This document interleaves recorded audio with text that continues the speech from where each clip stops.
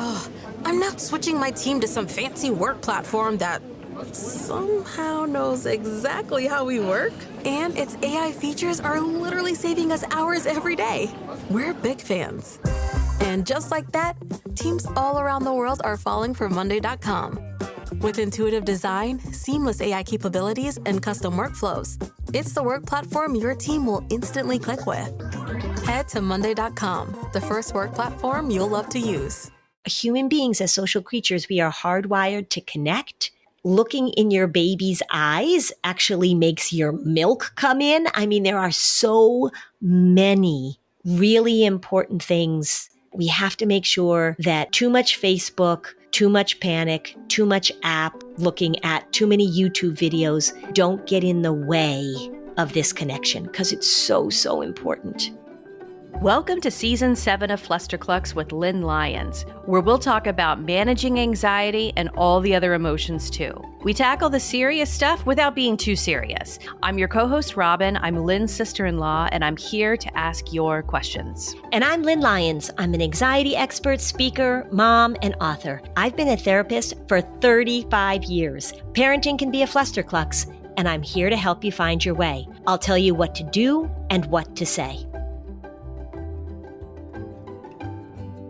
Hey, Ed. Hi, Lynn.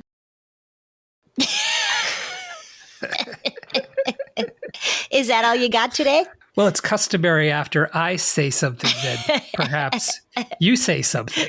Okay. All right. Well, I do have something to say because I made, well, perhaps it's an informative error and perhaps it's a critical podcasting error, but I watched something just moments ago on social media and so now I'm fired up. So I have to do a little rant. Okay. So I just watched this little snippet. It came up on Facebook, first mistake, of Mel Robbins talking to Oprah. Mm-hmm. Okay. So I've got no beef with Oprah, but here's what I'm noticing about Oprah a little bit. She seems to sort of buy into what a lot of people say. I'm questioning her critical reasoning, her critical judgment capacities. Okay, so because there are some people who she has elevated, which I think are completely nutty people. And also a lot of people like Mel Robbins. She's got the #1 podcast in the United States of America on any given week. She wrote a book. I'm not a fan, and I'll tell you why. Aside from the fact that she takes other people's stuff. She is not an expert on the things she's talking about. And what she was talking about with Oprah is how to manage anxiety. So I guess the way the podcast works is that somebody calls in and then the guest offers their advice. So this woman called in and said she was anxious. And so Mel said, this is what you do when you're anxious. You put your hand on your heart. You press on your heart, she says. And then she says, there's science behind this. Okay, maybe Mel, I don't know. And then she said, you look in the mirror and you take a breath. There was a lot of breathing instruction. She said, you can Google how to breathe. So that's a good tip. So she said, you look in the mirror and you say, I'm okay. I'm safe. I'm loved. So then she had the caller do that. And she said, how do you feel? And the caller said, I feel free. I feel liberated. And I was like, oh, for the love of Pete. I would like to say to Mel Robbins, have you ever treated anybody with, it's just like a load of BS. And then here's what put me over the edge. Oprah goes, wow. Yeah. All right. I mean, come on, people.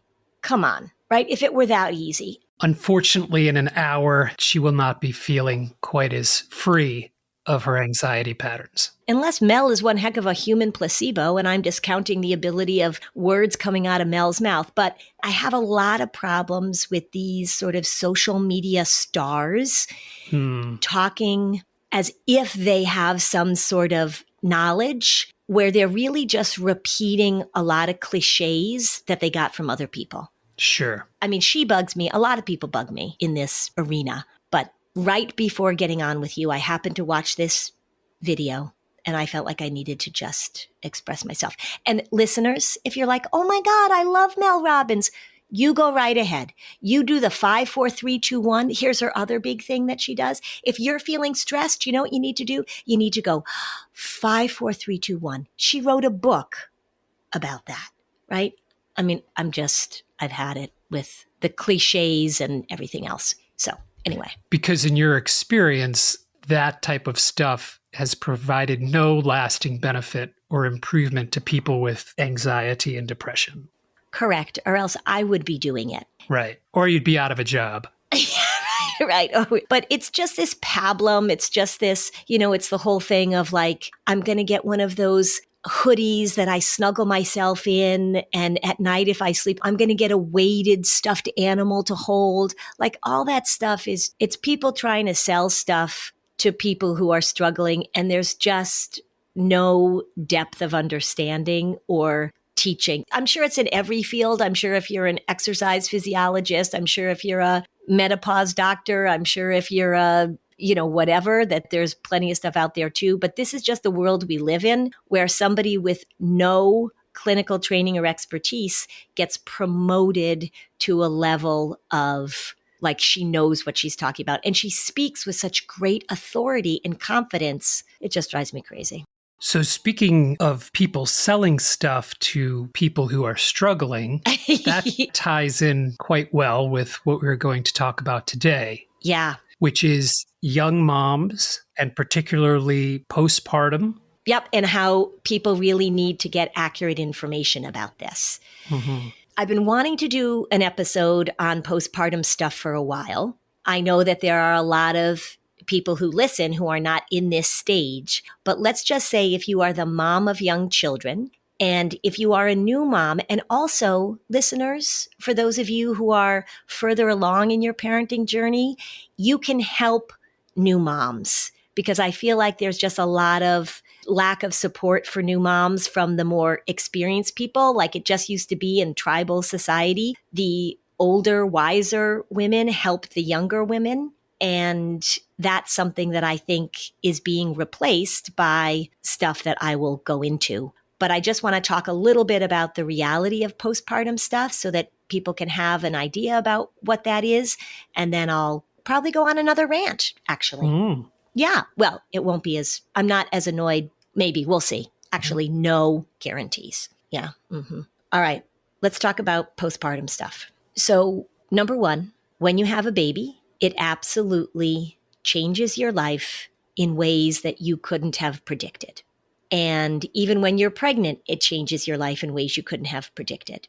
When you have a baby, your sleep, your hormones, your body, your relationship, probably your job, how often you wash your hair, all of that stuff is disrupted. And it used to be that after you had a baby, there was time and you had other people around you and somebody would be there to sort of instruct you through things. And I think right now, a lot of moms, particularly if they were working moms, they feel pressure because they've got a set period of time. They have to figure out what they're going to do with the baby, set up childcare, all that stuff. If you're a mom and a dad, I think it gets really overwhelming really quickly. And it is very common for moms of young children to feel overwhelmed. And here's something that I think is really, really important. Postpartum anxiety is often diagnosed. Postpartum depression is often diagnosed.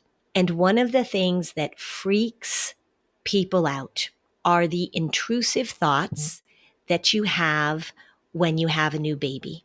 And the intrusive thoughts can be that you're going to do something wrong and hurt the baby, that you're going to forget about the baby somewhere, that do you love the baby enough? We know that intrusive thoughts are a huge part of obsessive compulsive disorder, but what I'm saying is that it's really a normal thing that happens when you have a new baby, and it happens to moms and dads. And also now it could be like 2 moms and 2 dads. It could be, who knows, but when you're a new parent. What the research shows, what I know about this, is that it's incredibly common. And in fact, I did a little research, of course. It's more common than I thought, because do you know what percentage of new parents, this one talked about new moms, but right, new parents have intrusive thoughts that they might do something accidentally or they might harm their baby because they don't know how to parent. Guess what percentage of new parents have those thoughts based on this research? The number that came just right to my head was 45%. Okay, 100%. Wow. 100%. Now, those are like the thoughts of sort of like, what if I do something wrong? Am I not a good enough parent? What if I don't change the diaper in time? Is my baby getting enough food? What if I forget my baby? Blah, blah, blah. Then there's another category of intrusive thoughts that are really hard to manage. And those are the intrusive thoughts that you might harm your baby or harm yourself. OCD intrusive thoughts go right into this category. Like, what if I get mad at my baby and shake my baby? All those kinds of things. And I'm not going to detail them. We can all imagine. The number you just said, Ed, is closer to those kinds of thoughts. That's 50%. And so what I want new parents to know is that it is really, really common, 100% and 50%, to have these kinds of thoughts. Being a new parent, when your body is wackadoodle, you're exhausted, you're not sure how your future is going to look. If it's the first time you've had a baby, you don't really know what to expect. Everybody says, oh my gosh, it's the greatest thing. Oh, you're not even going to imagine what it feels like. And it is a powerfully emotional experience. Powerfully emotional experience. And puts strain on your primary relationship with your partner. You may have other children in the home already who react in varying ways to a new little one. Yeah, I remember our mom, your mom and my mom. She had a friend. I don't remember the woman's name. Can you talk to Phyllis about her granddaughter? She's really concerned. And I said, what's going on? And she said, well, there's a new baby. And the granddaughter was like 2 or 3. And the mom would be sitting there nursing the new baby. And the little girl would just take off her diaper and just stand in front of her and poop.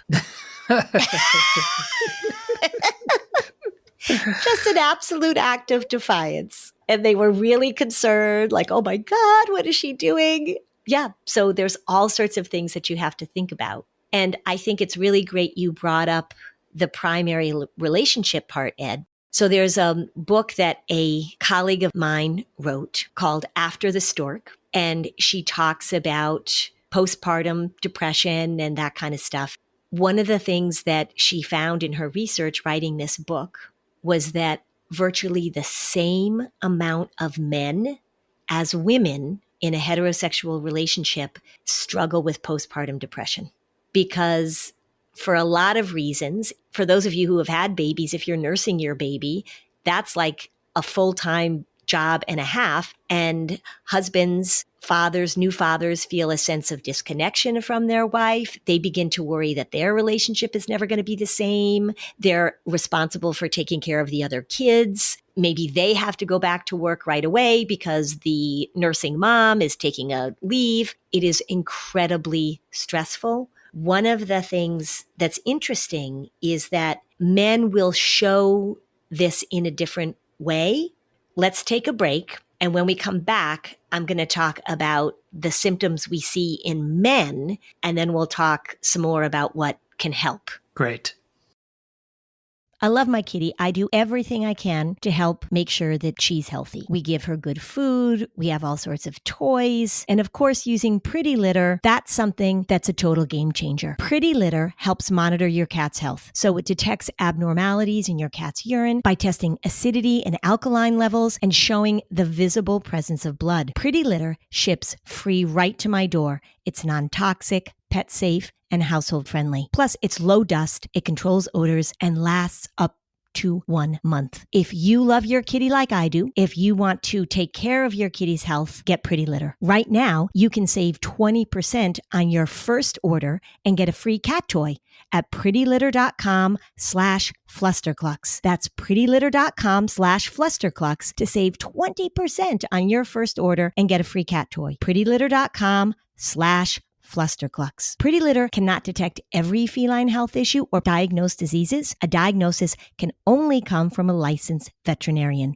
Terms and conditions apply. See site for details. So a lot of families are really working to reduce screen time, but you still want something that engages your children's brains. There's a podcast called Who Smarted. It's a short, fun daily podcast that teaches science, history, and weird facts in a way that's silly and smart. It was created by people who worked on shows like Nat Geo's Brain Games, so it's evidence-based, but totally kid-friendly and fun for grown-ups. It gives kids' eyes and nervous systems a break. It sparks conversation, so instead of you always being the explainer, you get to listen and discuss things with them. Parents love it. You're just replacing background noise with something meaningful. It's called Who Smarted, and you can find it wherever you get your podcasts. So, are you looking for a gift that your parents will love? A gift that will inspire them, that will keep them learning new things? Do you have parents that are really interested in how they can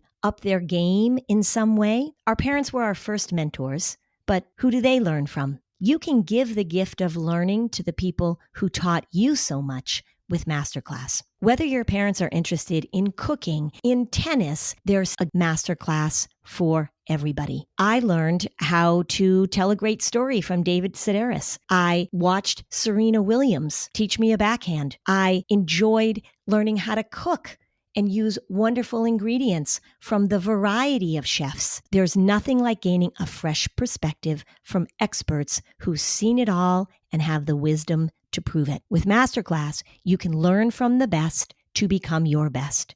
Masterclass is the only streaming platform where you can learn and grow with over 200 of the world's best. For only $10 a month, billed annually, a membership with Masterclass gets you unlimited access to every single instructor. And remember, there's over 200 choices. It's an amazing deal. I love Masterclass, and you should too. Esther Perel is one of the amazing experts that I love listening to. I love her class. You learn about relationships. Plus, every membership comes with a 30-day money-back guarantee.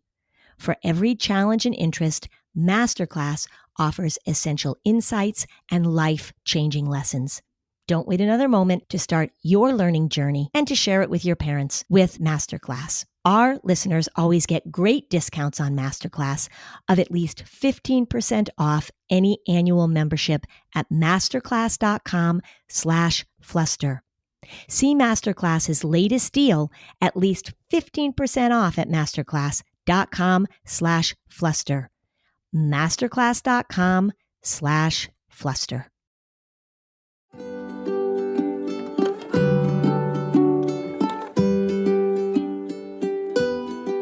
Okay, we're back.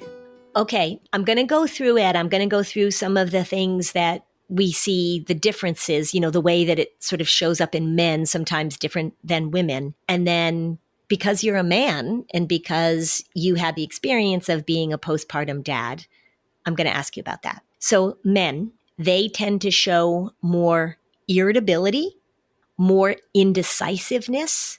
So they're not sure what they're supposed to do. They have difficulty figuring out what's the right thing to do with my baby. They have a lack of confidence. Also, men will tend to have more restricted emotions in this than women. So women, we might see more what we call emotional lability. So they're more tearful, they're crying, they're expressing themselves more. And men will get sort of flat. Men will restrict. Now, if I were to say clinically what I think is going on there is that I think men don't feel like they have room to express their emotions for a lot of reasons, particularly because if they're like, oh my gosh, my wife just had a baby and she's trying to do all this and nurse, and she doesn't have any capacity for me to not be strong. So they'll restrict their emotions. And the other thing that the research showed is that it will show up in dads later than in moms. There seems to be a little bit of a period of when they're like, all right, we got this. And then it sort of comes down on them later. I think that probably has to do with the fact that they don't give birth. And so their hormones aren't that wackadoodle-doo. Although actually a lot of husbands have morning sickness. Did you know that? They have sympathetic morning sickness where they'll feel these symptoms in their body. And to me, that's kind of a nice thing. It means you're pretty connected to your partner and very suggestible, which I can totally see happening. Yeah, so it happens later for men. And I think it's really important for men to know this too, because it has an impact. Yeah, I would say that looking back on my time, Robin and I, our children are teenagers now, but I do not recall anyone actually really talking to me about it. And I didn't really raise my hand. And perhaps because I thought, well, what do you have to worry about? You're not the one who's getting woken up at 4 a.m. and 5 a.m. and 6 a.m. And you didn't just go through this arduous labor. So what do you have to complain about? But absolutely, when our son was born, and he's the younger of our two children, I had a difficult period because a lot of the responsibility for our daughter was placed upon me because Robin was so busy with our son. We had some extenuating circumstances where Robin's beloved mother died while Robin was pregnant with our son. So she was terribly grieving and just had a new baby. I can also say that the way at the time that Robin and I structured our lives, I was the sole breadwinner, and that felt like a lot of pressure to have that role and now have another individual that I was financially responsible for. So you'll remember I lost like weight. Yep. I was very anxious, and that was a depressive period of my life without question. Yeah. And the same thing with after we had our first son, and the second one too, actually, now that I think about it. Yeah, it came later. My husband got pretty darn depressed several months after our first son was born. And he really shut down in a lot of ways. When I think back on it now, like I think about him and I think about you and I think about me, we didn't really, particularly for men, I think, like, everybody's always like, oh my gosh, congratulations, like, hey, and they might be giving you messages, subtle and not so subtle, like, oh, another mouth to feed. And all of this stereotypical sort of like, look at you, family man stuff that's really hard to manage and to talk about. I mean, do you remember having conversations about it with your male friends? Not too many. Robin and I have a very communicative relationship, but I was very uncomfortable presenting her with my own struggle because she was so overwhelmed and on top of grieving her mom who had died. You had referenced a moment ago a kind of restricted emotion. I think that was probably how I reacted, like, okay, chin up, you just have to push forward. I think one of the things that's complex also is that no one can prepare you for parenthood, even if you're from a big family or you have involved parents or parents-in-law. No one can truly prepare you. And it's a very, very new thing. Yeah. If you think about what are the emotions that you're experiencing, it's just every powerful emotion. And this is where, when we talk about those thoughts that women have and men have them too, there's a lot of fear. There's a lot of uncertainty. There's a lot of projecting, catastrophizing into the future. Because I remember having this thought that when I had my first son, I remember sitting and holding him and thinking, in the past, I didn't think I could ever kill somebody. But if somebody came up to my baby and like bent his thumb back, I would kill him. Like, it is intense.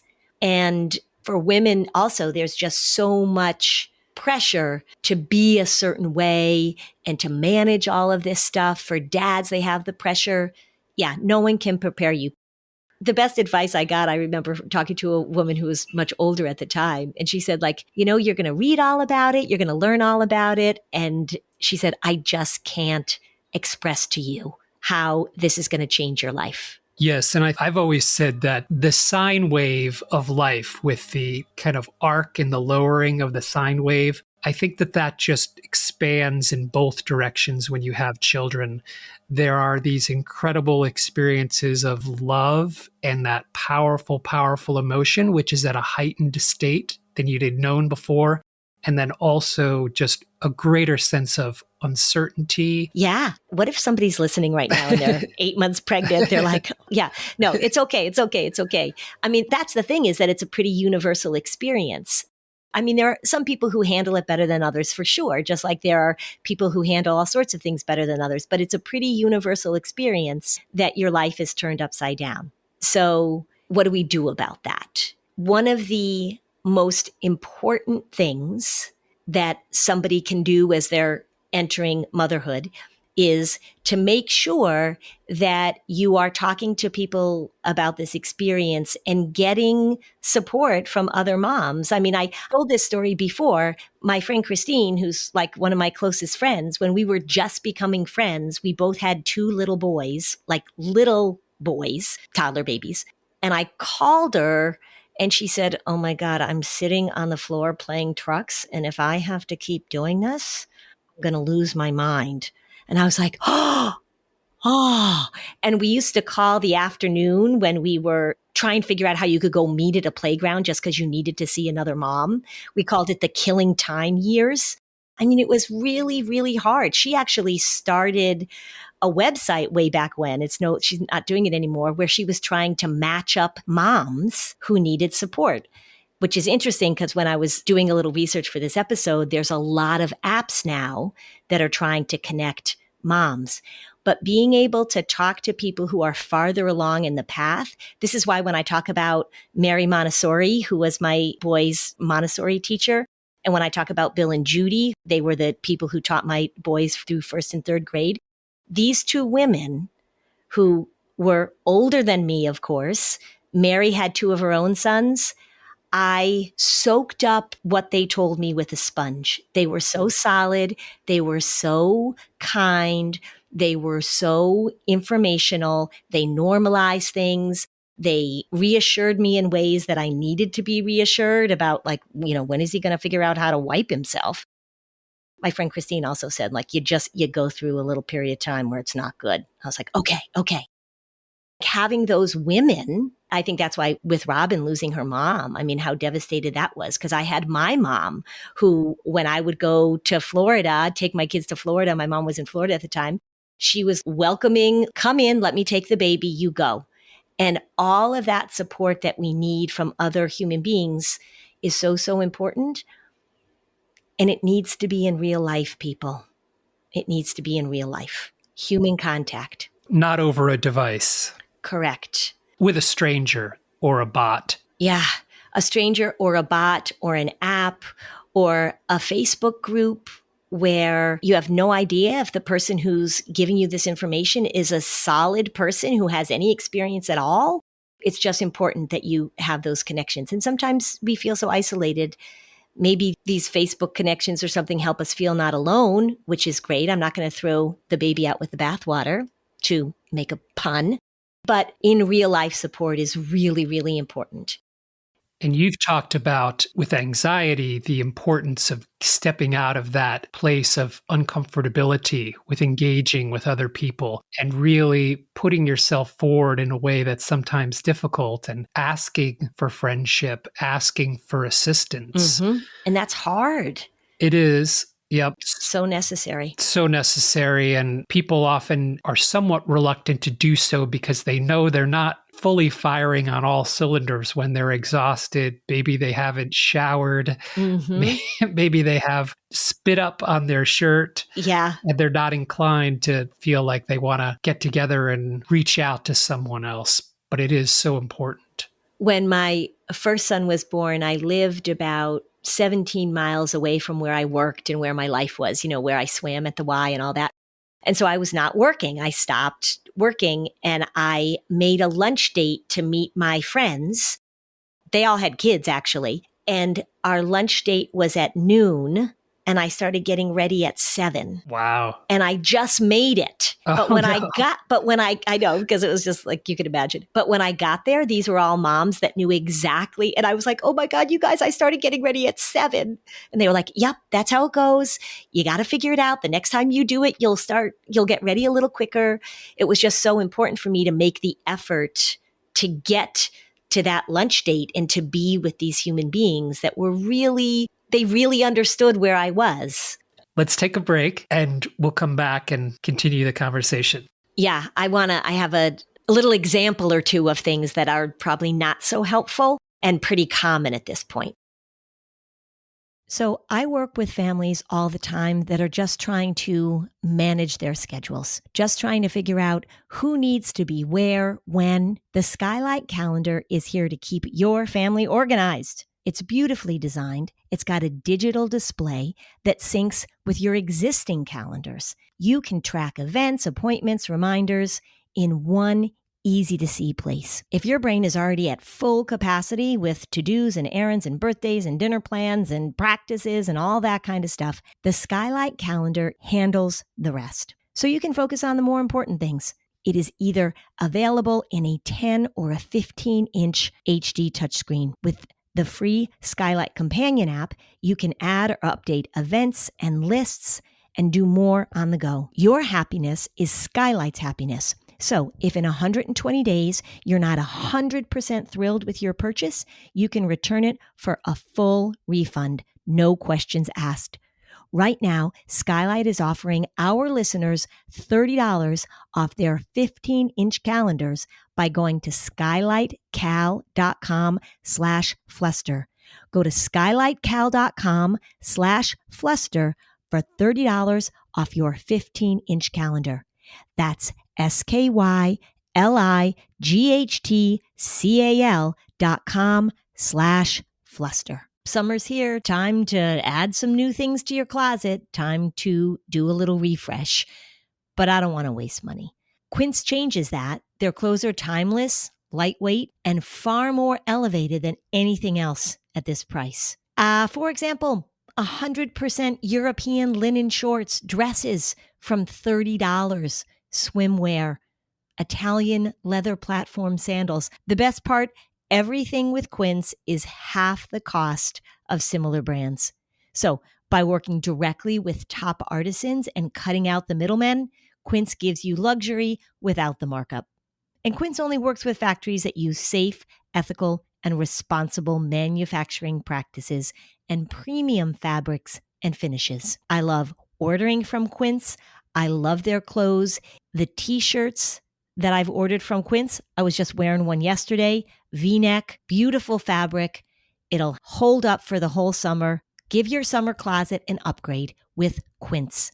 Go to quince.com/fluster for free shipping on your order and 365-day returns. That's QUINCE.com/fluster to get free shipping and 365-day returns. Quince.com/fluster. Oh, I'm not switching my team to some fancy work platform that somehow knows exactly how we work. And its AI features are literally saving us hours every day. We're big fans. And just like that, teams all around the world are falling for Monday.com. With intuitive design, seamless AI capabilities, and custom workflows, it's the work platform your team will instantly click with. Head to Monday.com, the first work platform you'll love to use.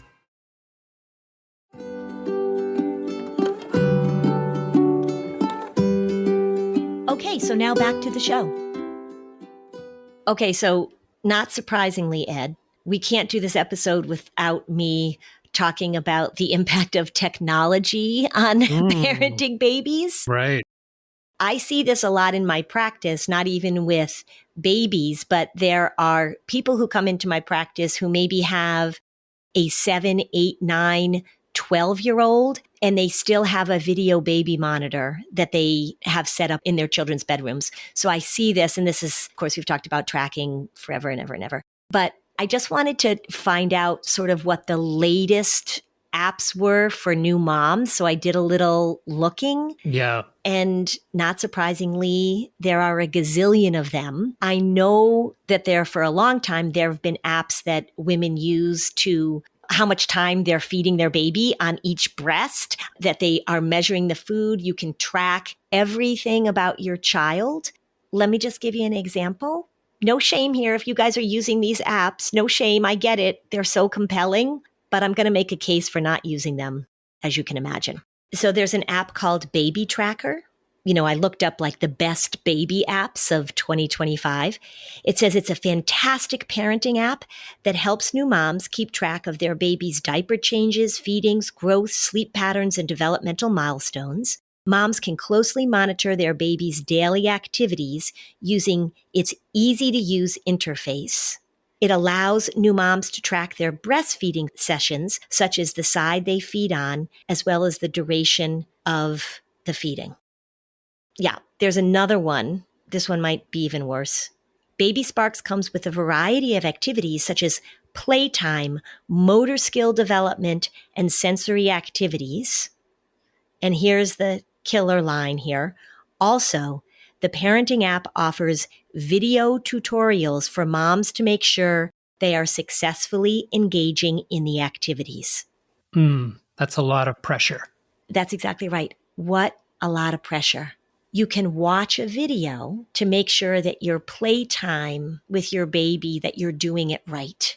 A lot of parents might say, am I enough if I am not tracking all of these milestones, my child's diaper changes, my child's developmental milestones, etc.? Yeah.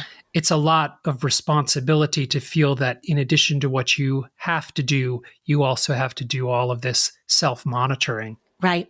And the other thing I think, and this is sort of what's lost when you don't have other moms around you to sort of guide you, is that a huge part of parenting is learning to sort of figure out what your baby needs and doesn't need.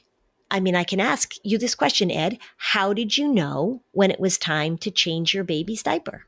Peek in, see what was going on down there. Yep. Maybe if they were a little upset. Mm-hmm. Yep. Maybe you heard something. Maybe you were holding your baby and you heard Smelt something, right? So it seems to me that there are several very natural cues that it would be time to change a baby's diaper.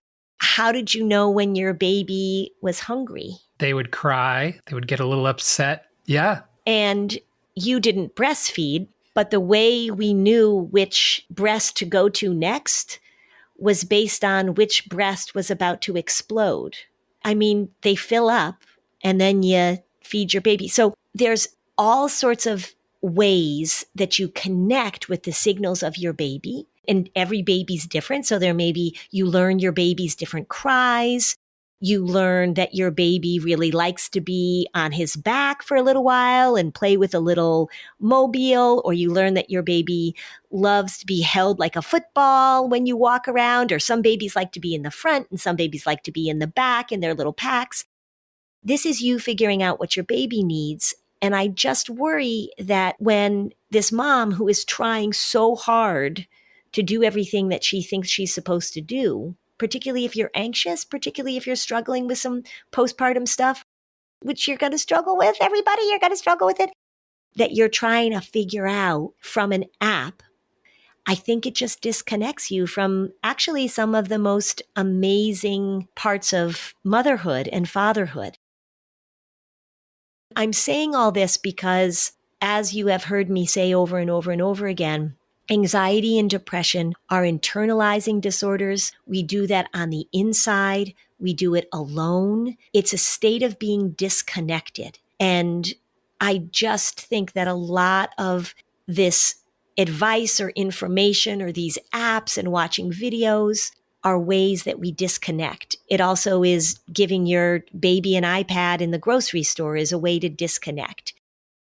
Human beings as social creatures, we are hardwired to connect, that looking in your baby's eyes actually makes your milk come in. I mean, there are so many really important things that we have to make sure that too much Facebook, looking at too many YouTube videos, don't get in the way of this connection, because it's so, so important. By definition, you have your phone in your hand while you are examining these apps, which is inclining you maybe to check Instagram. Correct. Yeah. Or Pinterest. You're looking at your phone while you're nursing your baby at night. Yeah. Right? You're saying like, all right, well, I have to nurse my baby. I might as well do Wordle. And the bonding and the connecting that happens. And even if you've got a toddler, even if you've got this app and you're looking at the app to see whether or not your toddler has met this milestone, you are using something other than you and other than your connection and other than human beings, right? I mean, I'm not saying that parents should do this alone. I think that they're desperate for information and they want this input. That's why those books that you read when you're pregnant, you know, they take you through every possible thing. We want to connect, but I do just want people to know and hear that these apps are disconnecting. Mm-hmm. If someone is listening, what you're saying is resonating and they would like to have more of a personal experience, but they don't really know how to phrase it properly, perhaps because they have a little bit of anxiety regarding asking for help or social interactions. What would you say might be a simple script that someone could use to reach out to a friend or family member and extend themselves if it feels a little out of their comfort zone to do so? Yeah, that's such a good question. So I will tell you that most moms and dads who are farther along in this process, one, people are not upset when you ask them for help, particularly when they know exactly what you're going through. If all of you who have older kids, if there was a relative, if you have a niece or somebody who you work with who said to you, hey, I'm struggling a little bit with this new mom thing. Could we just get together and go for a walk with my baby? Or I can't imagine another mom or dad would be like, oh, please, really? You can't figure this out? So just remember that people feel flattered and feel valued when you ask them for help. So the simple thing to say is, this new mom thing is a little overwhelming, or this new dad thing is a little overwhelming. Could I just pick your brain? Or I'm hungry for some adult contact. Could we get together? And I think the majority of people are going to say, we know exactly what you're thinking and feeling, and we'd be happy to do that. And also for those of you who are listening who have older kids, it is really nice for you to reach out to the new moms and say, I know exactly what you're going through. So give me a time when I can come over and relieve you from mommy duty, or if you want to go for a walk and I'll carry the baby. I mean, one of the things my dear friend Phoebe did when I was pregnant, she had already had, her child was about a year older than mine. She sent me, I still have it. She sent me a list of all the things that I would need when the baby came, and the things that I didn't think I needed, but I needed more of than what I thought, and the things that people said that I needed that I didn't need. It's handwritten, and it's like 5 pages, and she just put it in an envelope and mailed it to me. It was so kind and so connecting. And then, of course, I had no compunction about calling her and asking her questions. It's really about staying connected to other people, asking for help. I think it's harder for dads for all the reasons you said, Ed, for sure. We like to think we've made progress, and I think we have made progress, but it's still harder for dads. It's really a universal experience. 100% of women have these thoughts. It is not that there is something wrong with you. It's not a indication that you have a mental illness, that you can't handle this. It is a huge, huge undertaking. Get off the apps, talk to people, and know that it's a process for sure. I love the idea also of reaching out to someone who has just had a child to open the door for that person to then feel comfortable to ask you. Yeah, our sister said to me, because she had a baby actually 47 hours before I had a baby, although it was her third and my first. And she said, yeah, just wait, on day 6, you're going to just be a mess. Day 6, you're going to question this. You're going to feel like a terrible mother. I don't know what it is about day 6. Maybe somebody knows, hormonally what's happening. She was right. I was just like, wah! Yeah, that's what I was going around turning over pictures of my husband and I hiking, because I was like, we will never hike again. Yeah. Which was not accurate. Not accurate. We actually took our son when he was 11 weeks old. We went to Glacier National Park and hiked, which in retrospect, we're like, maybe that was a little much, but we didn't let a bear eat him. So that was good. Okay, Ed, before we go, I just want to give a little heads up, a little plug. So in the spring, this past spring, I did a parenting webinar for parents of anxious kids for the little ones, 4 to 12. At the time, I was like, and later in May, I'm going to do one for the teens. That didn't happen because I had too much going on in May, but I have scheduled it. It is available, and we'll put the link in the show notes. This is a 2-part parenting webinar for parents of tweens and teens.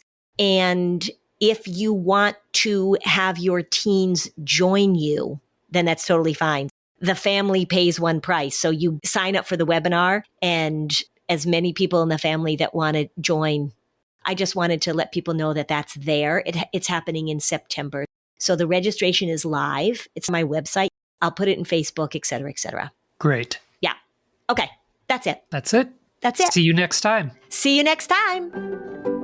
Thanks for listening. And if you found this podcast helpful, please give us a 5-star review on Apple Podcasts. It helps other people find this information. And if you'd like to dig deeper on any of these topics, we have specialized playlists on our Spotify profile, and the link is in the show notes. Topics like teens, depression, and OCD. Bye, Lynn. Bye, Robin.